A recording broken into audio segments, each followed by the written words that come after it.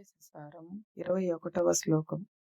ఇదమహం పదాభిఖ్యమన్వహం అహమిలీనకేప్యలయ సత్తయా. భావం: అహంకారం లయమైన తర్వాత కూడా నశించకుండా నిలిచి ఉండేది నిజమైన అహం స్వరూపమే. అదే నిత్యమైన సత్యత్వం, ఆత్మస్వరూపం అనే మహర్షి ఉపదేశిస్తున్నారు.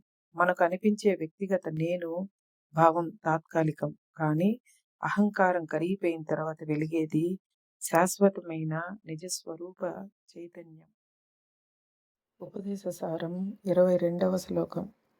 విగ్రహేంద్రియ ప్రాణదీతమః నాహమేక సత్ తజ్జడం హ్యసత్. భావం: శరీరం, ఇంద్రియాలు, ప్రాణం, మనస్సు ఇవన్నీ నిజమైన నేను కావు. ఇవి జడమైనవి, నశించేవి. నిజంగా ఎప్పటికీ ఉండేది ఒక్కటే చైతన్య స్వరూపమైన ఆత్మ అని మహర్షి ఉపదేశిస్తున్నారు.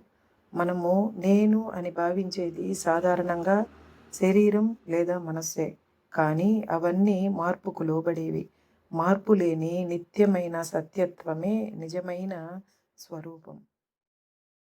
ఉపదేశసారం 23వ శ్లోకం. సత్వభాసికా చిత్క్వవేతరా సత్తయా హి చిత్ చిత్తయా హ్యహం. భావం: ఉనికిగా వెలిగేది చైతన్యమే. ఆ చైతన్యానికి వేరుగా మరో వస్తువు లేదు. సత్ మరియు చిత్ రెండు ఒక్కటే అని మహర్షి ఉపదేశిస్తున్నారు. అదే చైతన్య స్వరూపమే నిజమైన నేను. మనలో ఎప్పుడూ ఉన్న ఆ సాక్షిభావమే ఆత్మస్వరూపం. ఉపదేశసారం 24వ శ్లోకం. ఈశ జీవయోర్వేషదీభిదా సత్వభావతో వస్తు కేవలం. భావం: ఈశ్వరుడు మరియు జీవుడు వేరువేరుగా కనిపించడం ఉపాధుల వల్ల మాత్రమే, కానీ వారి అసలు స్వరూపం ఒక్కటే. అదే సత్యత్వం అని మహర్షి ఉపదేశిస్తున్నారు. శరీరము, మనస్సు, అహంకారం వంటి ఆవరణాలు కారణంగా భేదం కనిపిస్తుంది. ఆ ఉపాధులు తొలగితే జీవుడు, ఈశ్వరుడు పరమ సత్యంలో ఒకటేనని అనుభవం అవుతుంది. ఉపదేశసారం 25వ శ్లోకం.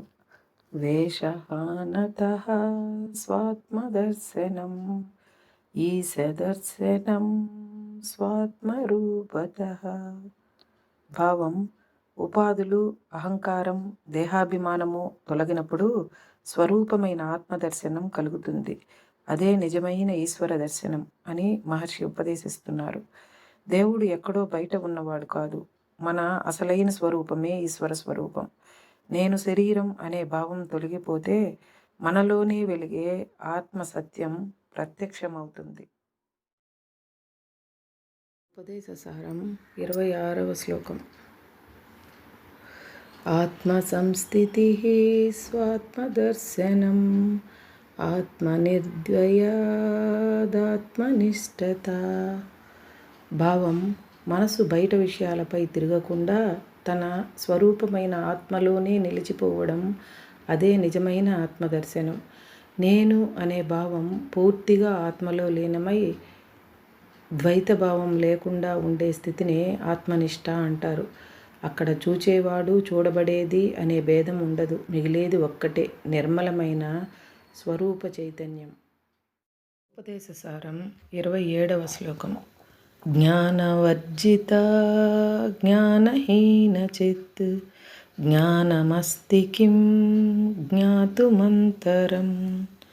భావం: ఆత్మస్వరూపమైన చైతన్యం స్వయంగా జ్ఞానమే. దానిని తెలుసుకోవడానికి వేరే జ్ఞానం అవసరం లేదు. ఎందుకంటే తెలుసుకునే శక్తి, తెలిసేది, తెలుసుకునేవాడు ఇవన్నీ చివరికి అదే చైతన్యంలో కలిసిపోతాయి.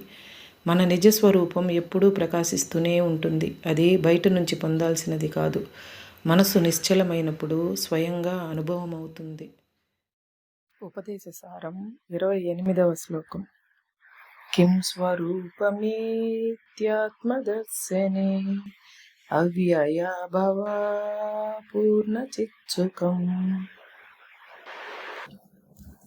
భావం నా నిజస్వరూపం ఏమిటి అని లోనికి తిరిగి ఆత్మను దర్శించినప్పుడు నశించని సంపూర్ణమైన చైతన్యానంద స్వరూపమే మిగులుతుంది.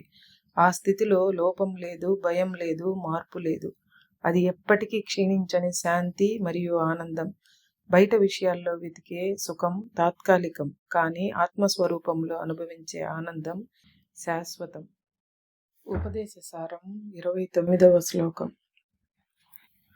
బంధముక్త్యతీతం పరం సుఖం విందతిహ జీవస్తు దైవికః. భావం బంధము లేదు, ముక్తియు లేదు అనే స్థితిని గ్రహించిన వాడే ఈ లోకంలో పరమానందాన్ని అనుభవిస్తాడు. ఆత్మస్వరూపంలో నిలిచిన వానికి నేను బందీలో ఉన్నాను అనే భావన కూడా ఉండదు. నేను ముక్తిని పొందాలి అనే కోరిక కూడా ఉండదు. ఎందుకంటే ఆ స్థితి సహజమైన, దైవికమైన, ఎప్పటి నుంచో ఉన్న స్వరూపానందమే. మనసు కల్పించిన బంధనాలన్నీ తొలగినప్పుడు మిగిలేది నిర్మలమైన శాంతి మరియు ఉపదేశ సారం 30వ శ్లోకం.